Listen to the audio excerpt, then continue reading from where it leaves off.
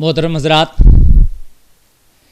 ایک بات یہ سامنے بہت دنوں سے آ رہی ہے، میرے جو ہے متعلقین مجھے فون کر کے بھی بتاتے تھے کہ حضرت یہ بتائیے کہ ہمارے ہاں خاص کر مسلم لوگوں میں یہ پیر چھونے کا رواج کیوں نہیں ہے؟ جیسے بڑوں کا غیروں میں پیر چھوتے ہیں، ان کا آدر کرتے ہیں، ان کی عزت کرتے ہیں۔ پیر چھونا عزت کے لیے ہوتا ہے، بڑوں کے جو پیر چھوئے جاتے ہیں، تو غیر مذہب میں دوسرے مذاہب میں دیکھا گیا ہے کہ پیر چھو کے ان کو عزت دی جاتی ہے، اور جو ہے عزت ان کو یہ لگتا ہے کہ اس نے میرے پیر چھو لیے تو مجھے عزت دے رہا ہے۔ ہمارے مذہب اسلام میں ایسا کیوں نہیں ہے؟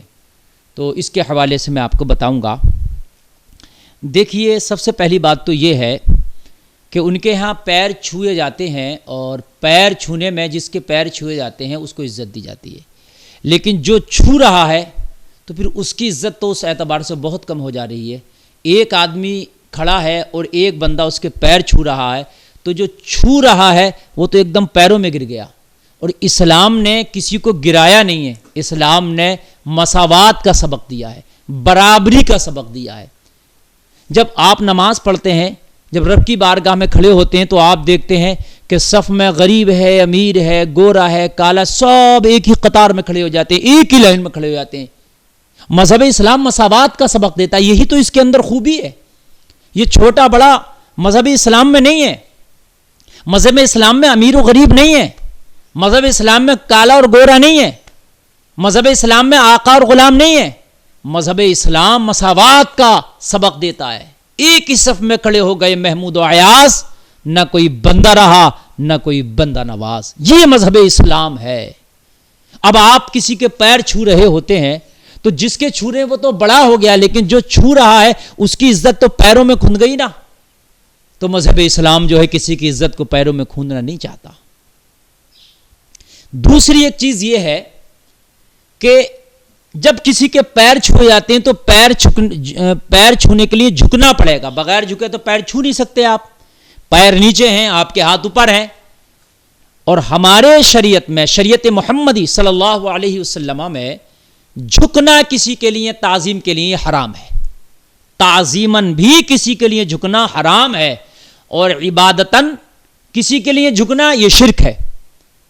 اگر آپ کسی کو معبود سمجھ کے جھکے تو وہ شرک ہو جائے گا، اور کسی کی تعظیم کے لیے جھکے تو حرام یہ بھی ہے ہماری شریعت میں، جس شریعت کو ہم فالو کرتے ہیں۔ تو اس لیے پیر چھونے کے لیے جھکنا پڑے گا، اور ہماری شریعت میں جھکنا جائز نہیں ہے۔ اسی سے ایک مسئلہ وہ ہے جو مزار شریف پہ جا کے جو ہم چادر کو بوسہ دیتے ہیں، تو بوسہ دینا اس لیے منع ہے کہ جھکا جاتا ہے یا سجدے کی شکل بن جاتی ہے، تو اس لیے جائز نہیں ہے۔ ہاں، اگر آپ بوسہ دینا چاہتے ہیں تو ہاتھ لگا کے چادر کو بوسہ دے لیں، جس میں آپ کو جھکنا نہ پڑے، سجدے کی شکل نہ بنانا پڑے، تو آپ بوسہ دے سکتے ہیں بنا قرات۔ اور نہ دیں بوسہ چادر کو یا مزار کے پائتیانے کو قدموں کی طرف، تو بہتر ہے، اعلیٰ حضرت نے فرمایا۔ لیکن دینا چاہ رہے ہیں تو جھکے نہیں، سجدے کی شکل نہ بنے۔ تو ایسے ہی زندہ ہو یا کوئی انتقال کر گیا ہو، زندے کے لیے جھکنا یا جو انتقال کر گیا اس کے لیے جھکنا، یہ جو ہے شریعت محمدی میں جائز نہیں، حرام ہے۔ اس لیے ہمارے ہاں پیر نہیں چھوئے جاتے۔ ہاں، پہلی شریعتوں میں کچھ ایسا تھا، جیسے حضرت آدم علیہ السلام کے لیے اللہ نے فرمایا تھا اسجدوا لآدم، آدم کے لیے جھکو، تمام فرشتوں سے کہا۔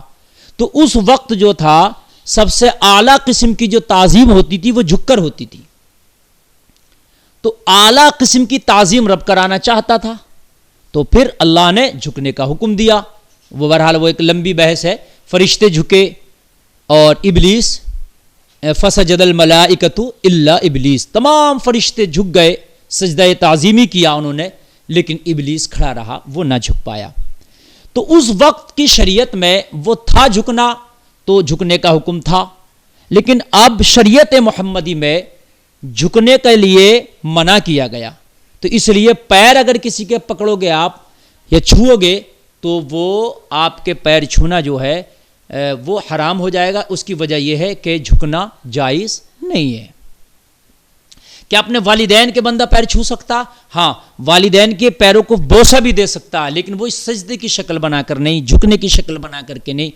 والدہ بیٹھی ہے تو آپ نے اس کے والدہ کے تلوے کو بیٹھ کر کے بوسہ دے دیا، والدہ آپ کی چارپائی پر ہے، اس طریقے سے نہیں بہت سے میں نے پیروں کو دیکھا ہے کہ وہ بیٹھے ہوتے ہیں تو ان کے مریدین سجدے کی شکل میں آتے ہیں اور ان کے پیروں کو بوسہ دیتے ہیں، یعنی سجدہ جیسے ہوتا نا، سجدے کی طرح جائیں گے اور جانے کے بعد میں ان کے پیر پہ اپنا منہ رکھ کے بوسہ دیں گے۔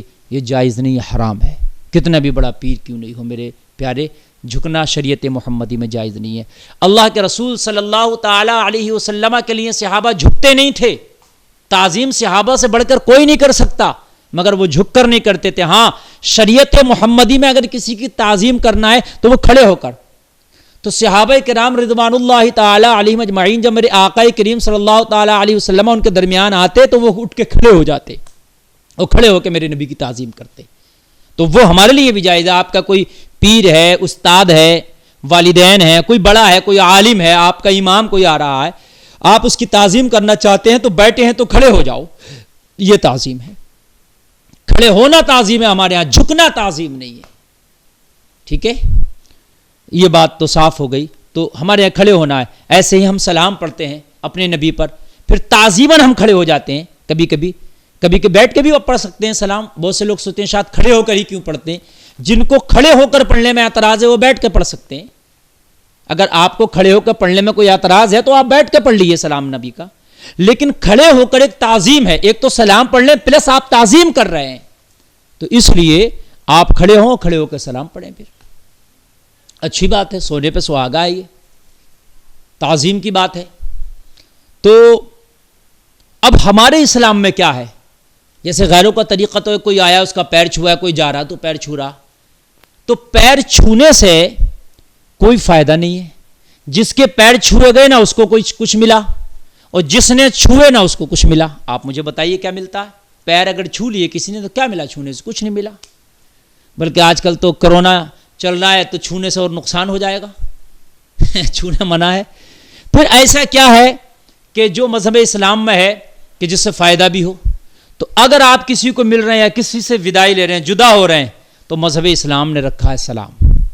آپ آئیے اور کسی سے آپ ملاقات کر رہے ہیں تو آپ کیجئے السلام علیکم، یعنی ایک دعائیہ جملہ ہو گیا یہ، اللہ آپ پر سلامتی کرے یا آپ سلامت رہو، اللہ آپ کو سلامت رکھے، یہ سب اس کے ترجمے ہوں گے۔ السلام علیکم، آپ پر سلامتی ہو، آپ پر اللہ کی جانب سے سلامتی ہو، اللہ آپ کو سلامت رکھے، تو دعا ہے یہ۔ تو اس کا فائدہ یہ ہوا کہ آپ نے مجھے دعا دے دی، اگر یہ دعا آپ کی قبول ہو گئی تو پھر میں سلامت رہوں گا، تو میرا فائدہ ہو گیا۔ پھر واپسی میں اللہ نے ایک ہی کا فائدہ نہیں رکھا، ہمارے شریعت محمدی میں اکیلے کا فائدہ نہیں، پھر واپسی میں وہ کیا کہہ رہا؟ وعلیکم السلام، آپ پر بھی سلامتی ہو، آپ بھی سلامت رہو، اللہ آپ کو بھی سلامت رکھے۔ تو یعنی دونوں کا جو ملا اور جس سے ملا دونوں کا فائدہ، ملنے والے نے بھی سلام کیا اور جو ملا جس سے ملا اس نے وعلیکم السلام کہہ کے اس کو بھی سلامتی کی دعا دے دی۔ اب کسی سے وداعی آپ لے رہے ہیں، ودا ہو رہے ہیں، تب بھی آپ سلام کر کے ودا ہو، السلام علیکم، آپ سلامت رہو، آپ پر سلامتی ہو۔ ایسے ہی اس کا بھی فائدہ ہے جس نے وعلیکم السلام کہا، تو یہ بہتر ہے طریقہ۔